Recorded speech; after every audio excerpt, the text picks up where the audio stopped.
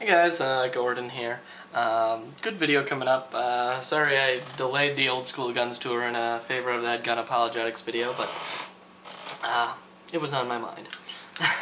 So, the gun I got for you today is also sent by Major Tom, and it's also part of the same family of guns, the Nova and the Assault 80. This is the mid-step between the two. It's called the Mayhem.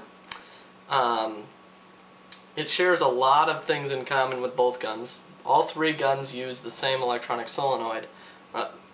And by three guns, I mean the ET version of the Nova and the Assault 80 and this gun, which also makes this gun electronic. And there was a double trigger available. This one has a single, but there was a double trigger available. This gun also shares the Assault 80's rotating feed system. So when I undo this bolt and you take apart the gun, you can actually rotate this entire sleeve right and left for right, left, and center feed. There's also people who drilled extra holes and modified them for warp feed use. The gun is cocker threaded like the later non-reciprocating barrel Assault 80's, and it also isn't reciprocating.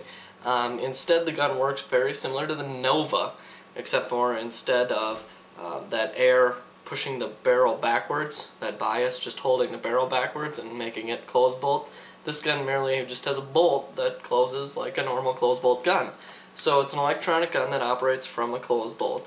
It shares the same regulator as the Supernova. And let's see, any other characteristics? That pretty much covers it. I mean, that's most of the basic characteristics of this gun. This, like I said, was the mid-step between the Nova and the Assault 80. Came out in maybe '99 or so, so electronic guns were relatively new at the time. And then like the Assault 80 came out in what, 2003 or so, and replaced this gun. This gun was done under a new company, so Airtech, the makers of the Nova, went out of business, and PGI started, Paint Guns International, and PGI made several other interesting guns, Firestorm Kit and the Osiris, which are both autococker variants.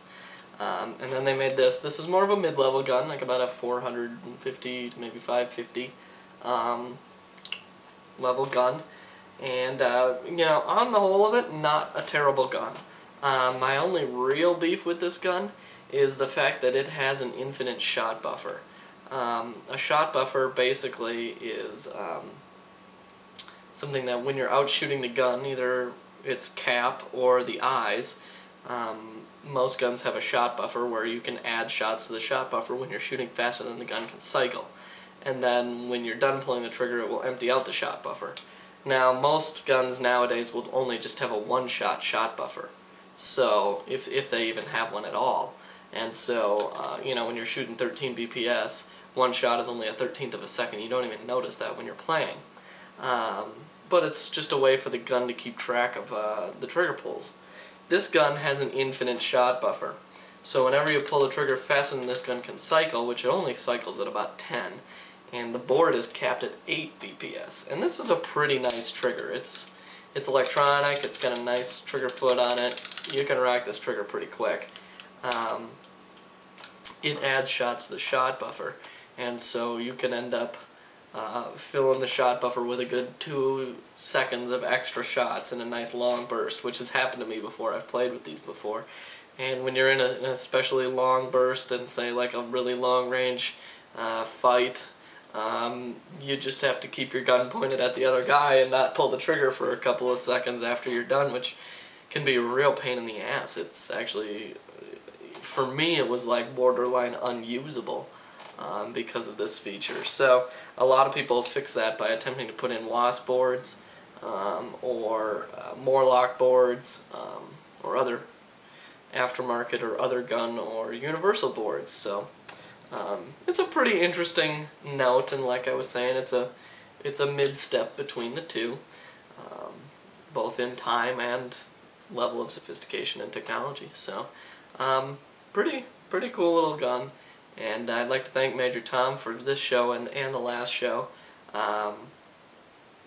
borrowing me the guns and letting me talk to you guys about them, so that way I don't have to spend a bunch of money on on it. I just have to pay shipping. So if any of you guys have any old school guns that you'd like to get on the show, or that you think are worthy of the show, go ahead, PM me on TechPB or hit me up on the channel here, and we can possibly work out a deal.